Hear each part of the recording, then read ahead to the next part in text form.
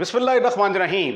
तमाम देखने वाले स्टूडेंट्स को प्रोफेसर इकबाल हैदर भट्टी का सलाम। माय डियर स्टूडेंट, एक इंतहाई इम्पॉर्टेंट चीज़ मैं आपके साथ डिस्कस करने जा रहा हूँ, इसको गौर से सुनिएगा। अक्सर जब आप स्टूडेंट से ये पूछें कि इनफाइनाइट सीरीज़ में कौन सा टेस्ट कहाँ पे अप्लाई करना है, तो स्टूडेंट के लिए काफ़ी मुश्किलात होती हैं।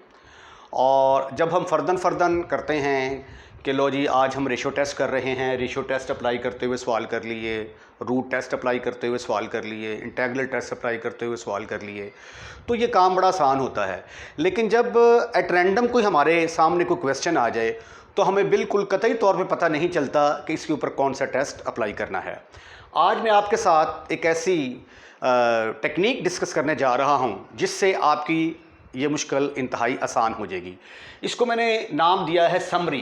किस चीज़ की समरी है? How to apply different test on different infinite series. जो डिफरेंट किस्म की इन्फिनिट सीरीज़ हैं उनके ऊपर डिफरेंट किस्म के जो टेस्ट अब तक हमने पढ़े हैं उनको अप्लाई करने का क्या तरीक़ाकार है, उसको जो है हम डिस्कस करते हैं। सबसे पहले हमने किया था रेशो टेस्ट। पहला था हमारा ratio test.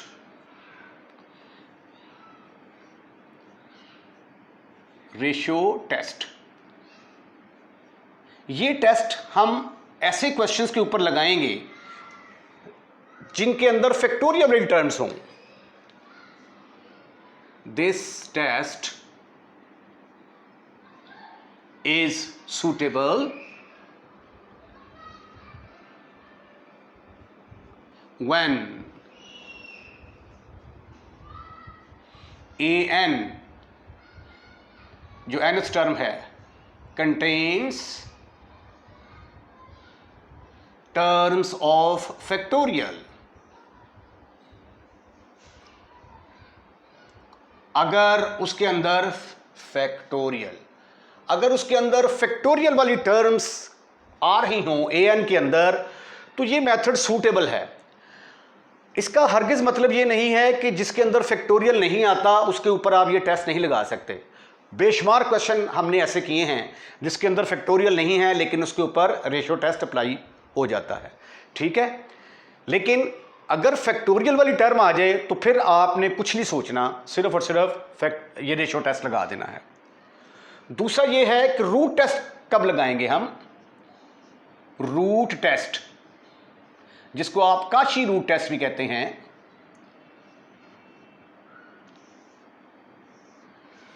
This test is suitable, this test is suitable when an contains the terms, contains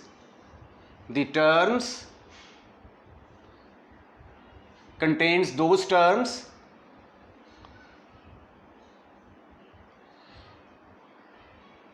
which have power n, जिनके अंदर पावर n हो। मसलन ये देखें, कोई भी क्वेश्चन ऐसा हो, पाई ओवर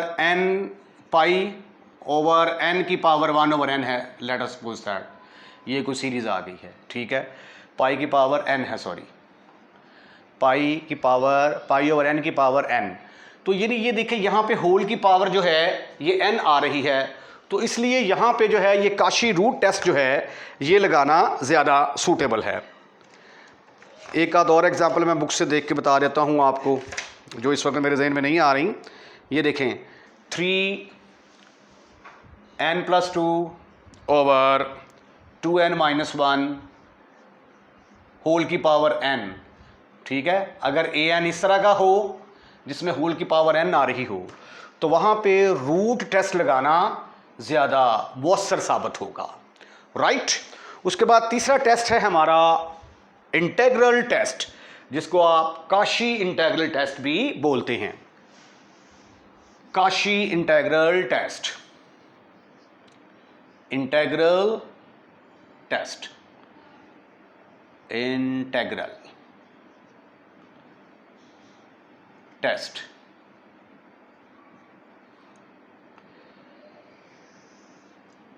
ये टेस्ट हम तब यूज करेंगे जब आप n की जगह पे x पुट करें तो इंटीग्रेशन आसान हो जाए। Replace n by x in an if integration is possible,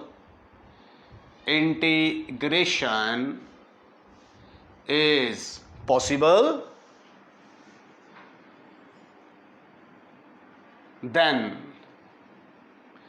apply integral test।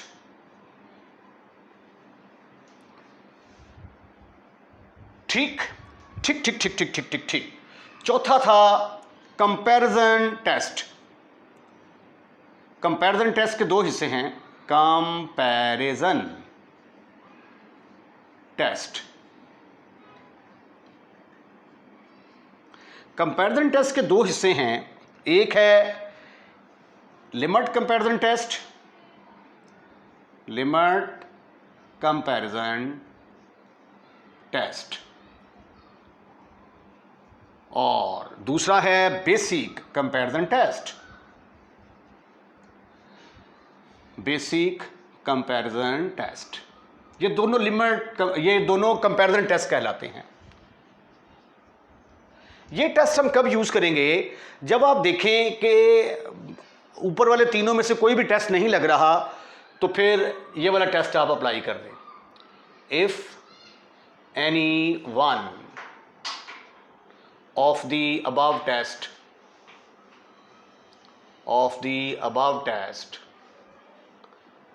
is not applicable,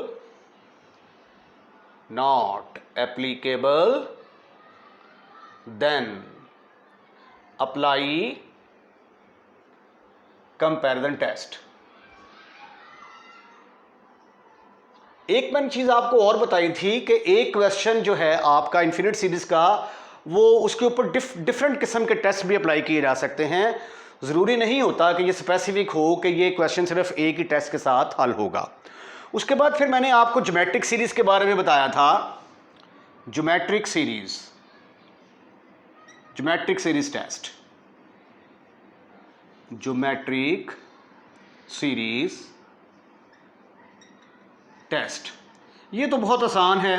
अगर ज्योमेट्रिक सीरीज हो, ठीक है, ज्योमेट्रिक सीरीज हो और उसकी कॉमन रेशियो लेस देन 1 हो तो सीरीज कन्वर्ज करेगी, अगर ग्रेटर देन 1 हो तो सीरीज डाइवर्ज करेगी। इसको पहचानना बड़ा आसान है। If common ratio r is less than 1, series is convergent,